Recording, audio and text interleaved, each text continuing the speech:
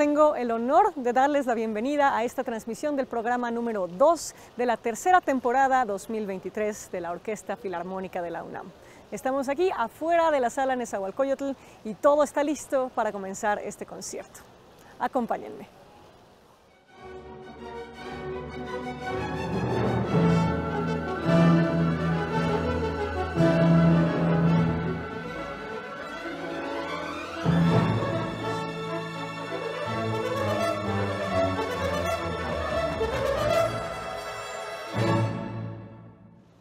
En el concierto de hoy, parte del foco Viena 1900, vamos a escuchar los primeros intentos de Webern por construir un nuevo lenguaje alejado de la tonalidad.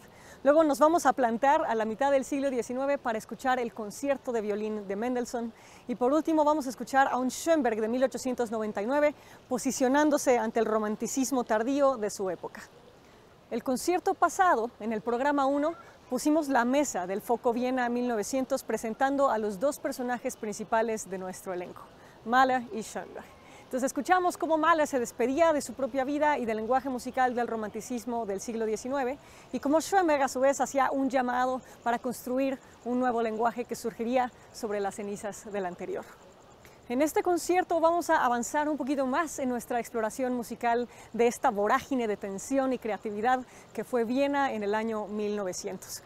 Vamos a escuchar a Schoenberg descubriendo el lenguaje wagneriano y lo que podía hacer por su música. Y también vamos a escuchar a su alumno Anton Webern, quien 12 años después estaría sentando las bases del serialismo, el lenguaje que eventualmente derrocaría el imperio de la tonalidad. La tonalidad es este ser abstracto compuesto por las 7 notas de una escala mayor o menor y las relaciones de poder entre ellas, como las llamaría Schoenberg. A lo largo de los siglos, este lenguaje se había ido expandiendo, incluyendo cada vez más notas, y las relaciones de poder entre ellas se habían ido debilitando.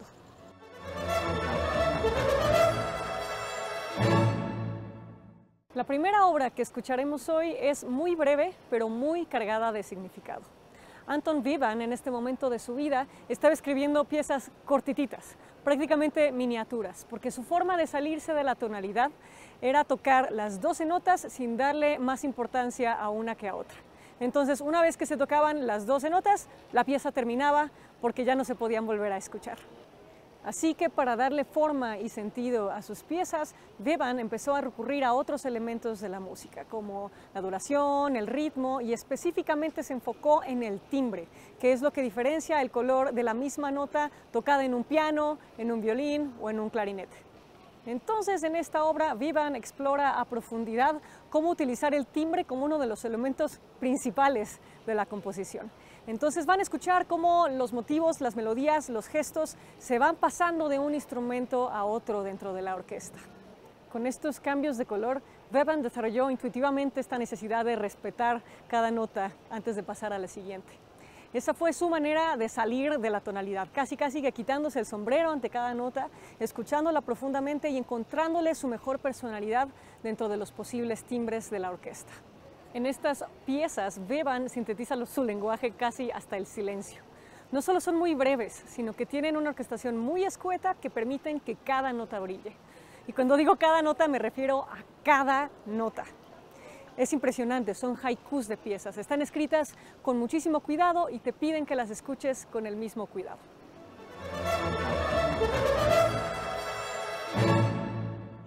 Después de estas pinceladas de Webern, vamos a echar una mirada hacia atrás para escuchar uno de los conciertos de violín más famosos de la historia, el escrito por Felix Mendelssohn en pleno romanticismo de mediados del siglo XIX. A medio camino entre Beethoven y Brahms, este concierto de Mendelssohn está en un momento del romanticismo en que la orquesta no es un rival del violín, no se va a pelear con el violín, sino que va a acompañarlo, va a complementarlo y le va a permitir resaltar, brillar y triunfar. En palabras de Joseph Joachim, uno de los violinistas más virtuosos del siglo XIX, los alemanes tienen 4 conciertos para violín. El más grande, el más implacable, es el de Beethoven. El de Brahms compite con él seriamente. El más rico, el más seductor, es el de Max Bruch. Pero el más íntimo, la joya del corazón, es el de Mendelssohn. Vamos a escuchar de Anton von Webern 5 piezas para orquesta opus 10, que consta de 5 movimientos. muy tranquilo y delicado, vivaz y movido con delicadeza, muy lento y con mucha calma, fluido, muy delicado y muy fluido. Este concierto está dedicado al Instituto de Geografía de la UNAM por sus 80 años. El director titular de la UFUNAM, Sylvain Gassenson, estará a la batuta y nuestro solista al violín es Juan Luis Sosa, quien es solista UFUNAM, es decir, es integrante de la orquesta. Acompáñenme al interior de la sala Nezahualcóyotl, que el concierto está por comenzar. Schoenberg dijo sobre esta pieza: hay que admirar la moderación que requiere expresarse con tanta brevedad. Cada mirada puede expandirse en un poema, cada suspiro en una novela. La práctica de componer con el timbre como elemento principal fue nombrada por Schoenberg como Klangfarbenmelodie, que significa melodía, sonido, color. Los movimientos son tan efímeros que no tiene caso explicarlos. El mejor consejo es el de Alban Berg: escucha profundamente.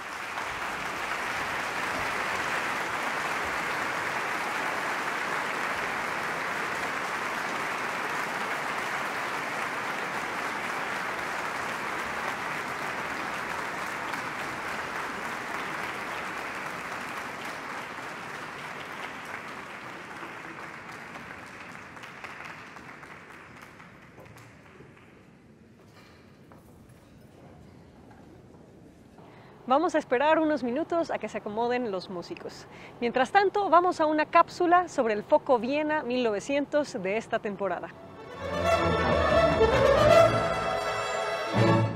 Hola, qué bueno que nos acompañan en esta segunda cápsula para compartir con ustedes pues, de qué va este Foco Viena 1900 de nuestra actual temporada de la FUNAM.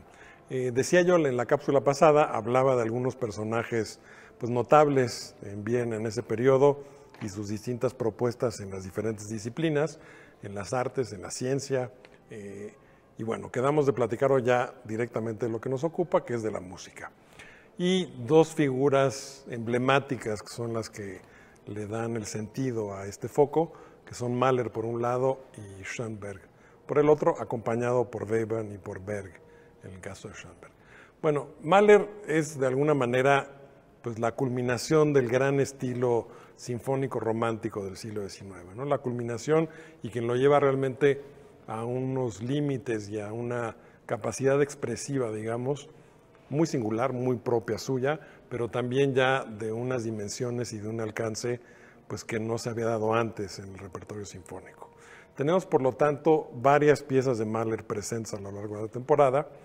Está la Cuarta Sinfonía, la Quinta, la Novena, el Adagio de la Décima, que fue lo que alcanzó a orquestar Mahler, dejó inconcluso el resto de la sinfonía, y la Canción de la Tierra con sus dos solistas. Esto por lo que representa la presencia de Mahler. Y tenemos de cada uno de los integrantes de esta llamada Segunda Escuela de Viena, dos obras de cada uno. La Noche Transfigurada, en el caso de Schoenberg, y las 5 piezas opus 16 de Schoenberg, ¿no? Que son de 1909, que nos ilustran el Schoenberg todavía inmerso en ese estilo romántico tardío, llevado al extremo, digamos, que es La Noche Transfigurada, originalmente un sexteto y aquí en versión ya para orquesta de cuerdas, y 10 años más tarde, 5 piezas opus 16. De Webern tenemos las 6 piezas opus 6 y las 5 piezas opus 10. Las 6 piezas opus 6 son todavía un manejo de una orquesta muy grande, que después en una versión posterior, que de hecho es la que vamos a tocar, la redujo un poco Webern, pero es utilizar el gran lienzo de la orquesta sinfónica con otros fines, con unos fines que podemos llamar, como se ha dicho, expresionistas de plano, muy acorde con el espíritu de esa época, con lo que hablábamos la vez pasada, por ejemplo, de Freud, del subconsciente, de esas otras vertientes presentes en la psique humana, ¿no? Y enseguida las 5 piezas opus 10, que son de 1913 cuando las terminó, que ya es un Webern reducido a esta especie de destilación esencial que hace Webern de su música, de piezas muy breves, de gestos muy significativos, muy llamativos, ¿no? 5 miniaturas realmente para una dotación mucho más reducida que las opus 6, y luego en el caso de Berg, 7 canciones tempranas, que son canciones escritas algunos años antes del periodo que nos ocupa, pero orquestadas posteriormente, y las 3 piezas opus 6 que concluye en 1915, que son una suerte de sinfonía muy al estilo de Berg, nuevamente en este manejo de la orquesta, pero desde una búsqueda, pues eso, de dar por concluido de alguna manera este periodo glorioso de la tonalidad, de la práctica común, como se le llamó, presente desde el barroco hasta esta época que nos está ocupando, y que de alguna manera Mahler la lleva al extremo, al punto de donde ya no va más, y Schoenberg, junto con Berg y con Webern, deciden tomar el paso siguiente, que es abandonar ese sistema armónico que se había utilizado durante siglos, optar por otra manera de armar la música, de buscar la expresión musical. Y cabe señalar también que las obras de este periodo, todas ellas escritas antes de la Primera Guerra Mundial, son anteriores a quizá una de las cosas con las que más identificamos a Schoenberg, que es el dodecafonismo, el sistema que después diseña él en darle el mismo peso a los 12 sonidos del sistema de la octava utilizada por Occidente, y ya partir completamente filas, separarse de esa práctica tonal anterior, ¿no? Entonces, lo que nos permite este contraste entre Mahler y los 3 compositores que recién mencioné, pues ver ese apogeo del repertorio sinfónico romántico, inmediatamente poderlo contrastar con aquello a lo que dio pie, con lo que vino después de esto. Cuando viene esta crisis de época, esta crisis de los sistemas, de lo que hablé la vez pasada, que está también presente evidentemente en la música, viene esta búsqueda de un cambio, viene este periodo de alguna manera inquieto, angustiante. Pensemos que estamos en los albores de la Primera Guerra Mundial, a punto de entrar en una gran crisis de unas dimensiones y un alcance que no se había experimentado en Occidente, al menos en épocas históricas recientes, ¿no? Que todo esto conllevaba también pues, una serie de transformaciones en las distintas disciplinas, en las artes y en la música. Y esto es lo que estamos buscando compartir con ustedes, público de la FUNAM, en este foco Viena 1900. Ahora sí, vamos a escuchar el concierto para violín en mi menor, opus 64, de Felix Mendelssohn, que consta de 3 movimientos. Allegro molto appassionato, andante, y allegro non troppo, allegro molto vivace.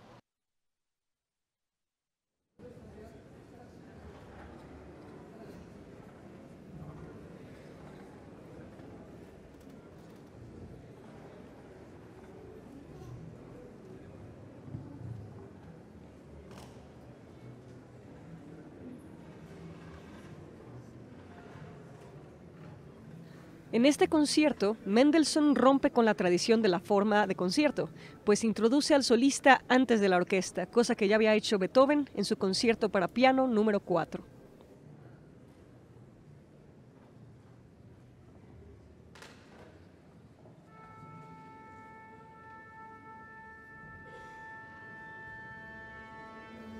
Otra técnica en la que Mendelssohn se inspira de los conciertos de Beethoven es la práctica de enlazar cada uno de los movimientos con el siguiente, formando una sola larga obra continua. Podrán escuchar que estos enlaces de un movimiento a otro son muy finos y orgánicos.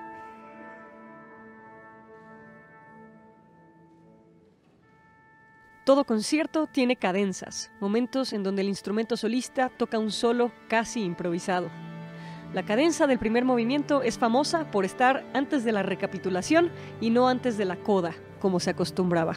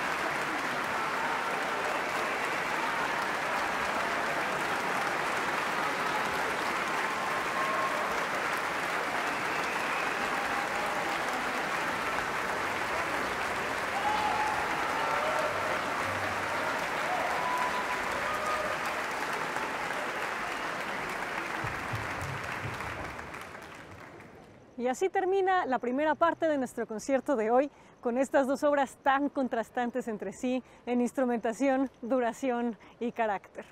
Mientras esperamos en este intermedio, acompáñenme a una entrevista sobre el repertorio de hoy.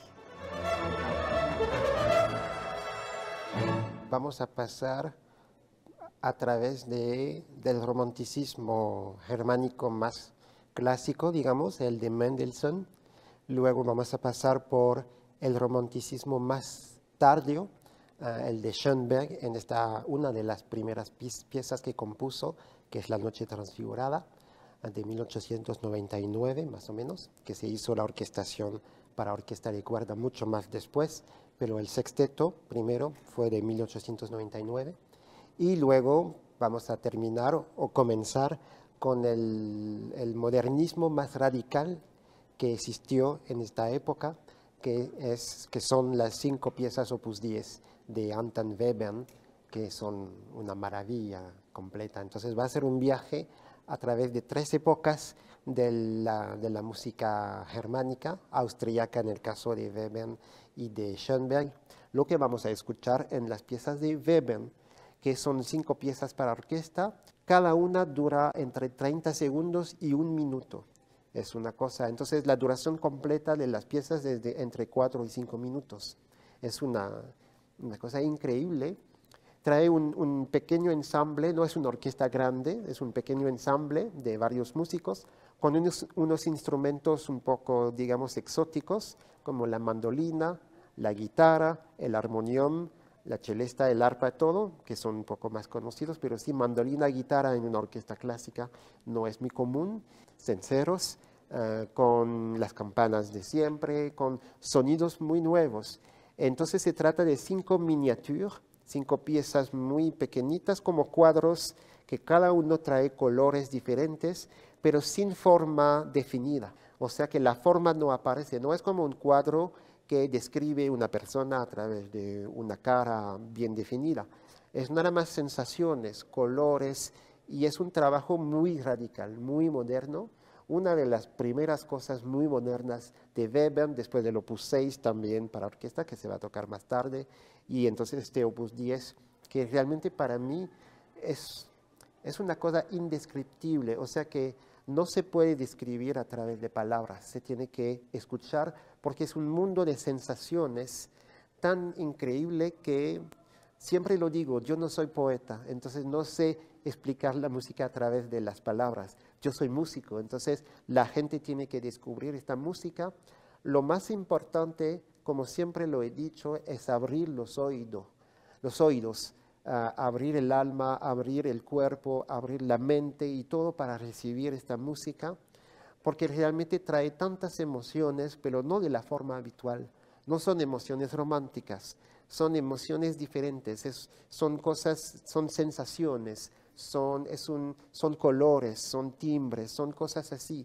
En primer lugar, el proceso es proponer a unos miembros de la orquesta a través de una audición que puedan tocar como solista con la orquesta. Algo que hicimos, por ejemplo, en junio pasado, en la segunda temporada con Rafael Monge, el oboísta de la orquesta que tocó el Strauss para oboe y orquesta. Lo vamos a hacer con un flautista, el principal de flauta, Abraham Sainz, que va a tocar el concierto de Rodrigo en noviembre próximo conmigo. Y ahora con Juan Luis Sosa, que va a tocar el Mendelssohn esta semana. Entonces es una propuesta, un proyecto que tiene la orquesta de hacer audiciones. Cada uno se puede presentar y al final elegimos unos de ellos para tocar en la temporada. Finalmente salió la audición para tocar como solista con la orquesta. Me preparé lo mejor que pude. Afortunadamente pues la gané. Me dieron la gran oportunidad de estar yo le digo, con mi querida OPNAM, ¿no? Como solista. Yo creo que es una muy buena idea de hacerlo, una muy buena oportunidad para ellos de poder presentarse no solamente como músicos de fila, pero también como solistas. Y bueno, la colaboración entonces en el caso de Juan Luis ha sido bastante buena. Es nuevamente un sentimiento, varios sentimientos como de no caber en mí, como decir, otra meta que te propusiste lo lograste. vas a tocar con una de las mejores orquestas del país o con la mejor orquesta del país, en una de las mejores salas del continente. Vas a voltear y vas a ver a todos tus amigos ahí, ¿no? Porque son maestros, ¿no? Son colegas, pero son amigos, ¿no? Ya llevo tiempo aquí y he logrado tener una gran amistad con todos ellos, entonces, pues eso se siente padre, como que siento que me van a cuidar, ¿no? Y al mismo tiempo, de la mano con esto, es un sentimiento de gran responsabilidad. Sí, Mendelssohn es uno de los ya conciertos del gran repertorio de los violinistas, junto con Tchaikovsky, Brahms, Sibelius, etcétera. Pero creo que hay una idea errónea de que es sencillo. Yo creo que esto se debe a que sí, técnicamente a lo mejor no exige tanto más como un Shostakovich, un Brahms, pero lo difícil, lo realmente difícil de este concierto, el desafío de este concierto es lograr hacer un equipo, 3 cosas, que es mi cerebro, mi corazón y yo, ¿no? El cerebro, pues mover los dedos, ya está, las arcadas, todo bien, la memoria, ahí está. Para mí lo más difícil es lograr que el corazón también hable a través del instrumento, no solo el cerebro. Es también un gran paquete poder lograr tocar ese concierto y hacer sentir al público algo, porque al final de cuentas los compositores, los intérpretes, a eso nos dedicamos, a transmitir cosas, ya sea enojo, tristeza, felicidad, lo que sea, por lograr transmitir. Si uno ya logró transmitir, ya cumpliste algo de lo que pues tú esperas ser, ¿no? Para el público. Con el Mendelssohn va a ser un éxito porque es una pieza muy querida, que mucha gente ya conoce, y los que no la conocen la van a amar de inmediato porque es una pieza muy accesible. Bueno, definitivamente la atmósfera en los 3 movimientos de la obra, en la obra completa, es de alegría. Sí se basa en el típico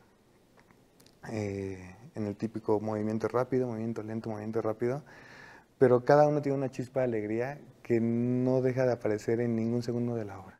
No hay nada complejo en este tipo de música, es el tipo de romanticismo muy clásico y habla directamente a la gente sin utilizar un lenguaje complejo.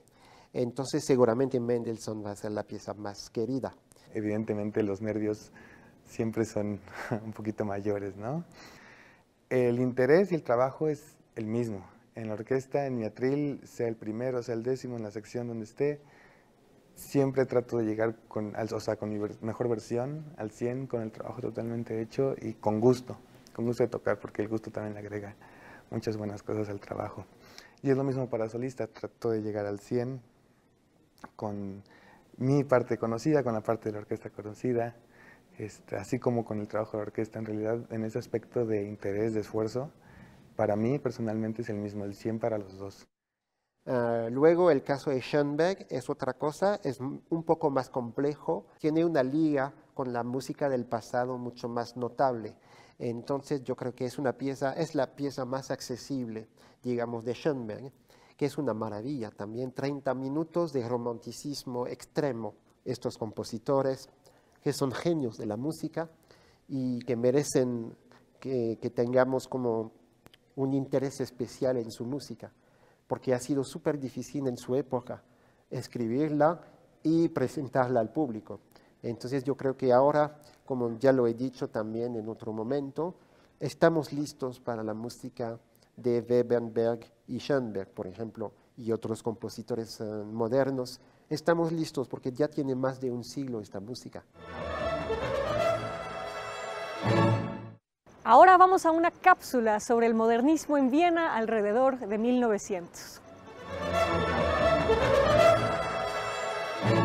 Esta historia comienza con una mujer brillante llamada Berta Zuckerkandl, una escritora y crítica de arte para un periódico vienés, que por cierto también fundó el Festival de Música de Salzburgo. Esta mujer estaba casada con Emil Zuckerkandl, un científico, médico y anatomista. Pero sobre todo, Berta conocía a todo Viena y en su casa solía invitar a la gente más interesante de la ciudad a convivir. En mi diván, Austria cobra vida, escribió una vez. Freud era su amigo cercano. El rey del vals, Johann Strauss II, la llamó la mujer más maravillosa e ingeniosa de Viena. Arthur Schnitzler, el escritor, conoció en su salón al director de teatro Max Reinhardt y también a Gustav Mahler. Por cierto, también conoció a su esposa, Alma Schindler, en el salón de Berta. Este fue un salón del modernismo, y Berta Zuckerkandl fue su mayor impulsor. En su salón, Klimt y sus amigos consideraron por primera vez escindirse de la Künstlerhaus, el mundo del arte establecido en Viena, y formar su propio movimiento. Pero no solo se hablaba de arte en el salón de Zuckerkandl.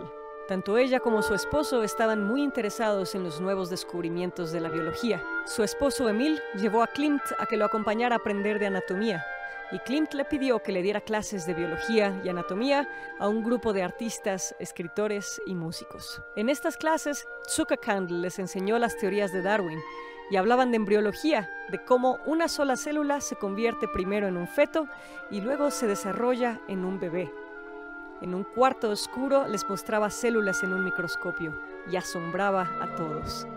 Toda esta influencia reverberó en Klimt, quien en su retrato de Adele Bloch-Bauer decoró su vestido con símbolos cuadrados y ovoides. Los cuadrados representan espermatozoides y los ovoides representan los óvulos, haciendo alusión simbólica a la fertilidad de la persona retratada.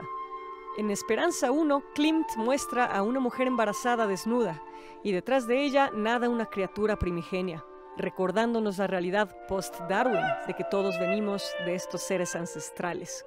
En Danae, Klimt representa del lado izquierdo los espermatozoides de Zeus y del lado derecho unas figuras redondas embriónicas, representando la concepción de nueva vida. Así, la obra de Klimt sintetiza las tres características principales del modernismo vienés que surgió en el salón de Berta Zuckerkandl. La primera es el descubrimiento de que la mente humana no es racional como se creía hasta entonces, sino que tiene un inconsciente enorme, intuitivo, irracional, que tiene acceso a un mundo subjetivo infinito. La segunda es una mirada hacia adentro, una disposición a explorar temas prohibidos como el erotismo, la agresión, la sombra y la oscuridad inherentes a cada ser humano. La tercera característica del modernismo vienés es la búsqueda por integrar y unificar el conocimiento de todo tipo. La psicología, la filosofía, la biología, la literatura, la economía, la música, la arquitectura y las artes visuales estaban permeando unas en otras. Las fronteras entre disciplinas se borraban. Se buscaba crear obras de arte totales en las que todas las formas creativas y de pensamiento pudieran integrarse. Se abrieron diálogos con la ciencia que insistía en que los humanos somos solo animales, y esto nos permitió vernos con cierta humildad, muy distinta a aquella visión romántica de la humanidad como algo divino. El descubrimiento del inconsciente se enfrentó no solo al pasado, sino también a una corriente paralela, funcionalista, que rechazaba todo adorno en favor de la función. Y con estas tensiones, Viena en el cambio de siglo fue el centro de una revolución de pensamiento tan intensa que aún hoy, más de un siglo después, seguimos sintiendo sus efectos. Como escuchamos en la cápsula, Viena en 1900 era una ciudad de contrastes. Por un lado estaba en la cima de la hegemonía imperial y cultural del siglo XIX, y por el otro había personajes y movimientos adentro del mismo Viena que primero participaron de esa hegemonía y luego la cuestionaron duramente. Uno de los debates más importantes en la Viena en esta cúspide del cambio del siglo era la controversia de cuál de los dos compositores era más progresivo, si Brahms o Wagner. Y el argumento iba que Brahms hacía una música muy pura, muy absoluta, que se sostenía por sí misma, mientras que Wagner siempre recurría a elementos extramusicales como poemas o historias para nutrir su discurso musical. Este es el contexto en el que un joven y brillante Arnold Schoenberg escribe La Noche Transfigurada. Tiempo antes de querer derrocar la tonalidad, Schoenberg era del lado de Brahms. Él hacía música pura y absoluta.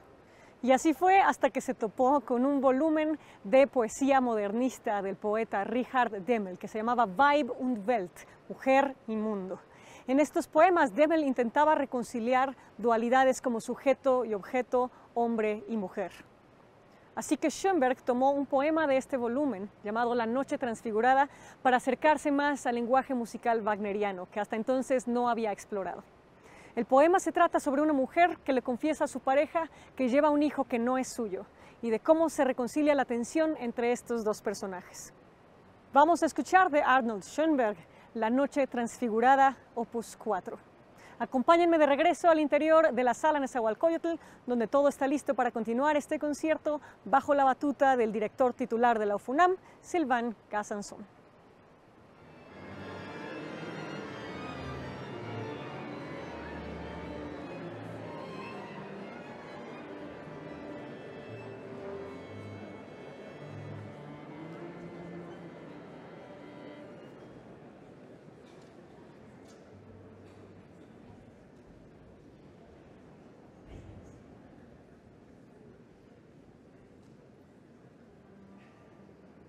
En el poema, la mujer dice: «Llevo un niño y no de ti. He cometido una gran ofensa contra mí misma. Tenía el fuerte deseo del fruto de vida, de la felicidad de ser madre, y así cometí un descaro».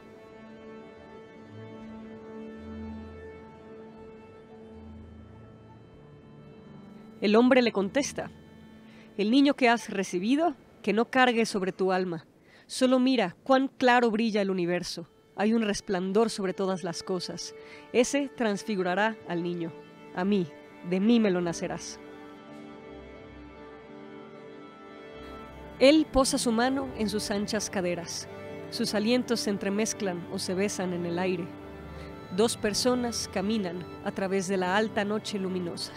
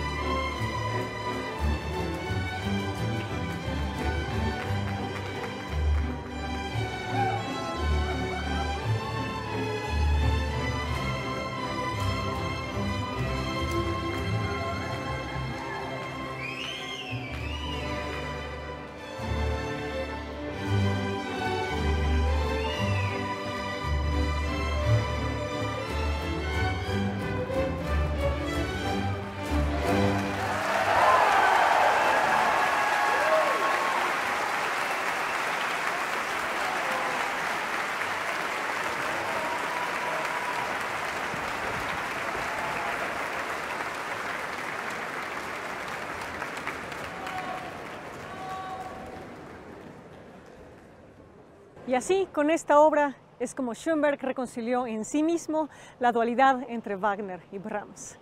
Al igual que Wagner, tomó un poema, le asignó motivos musicales y los yuxtapuso, pero estos temas los desarrolló al estilo de Brahms.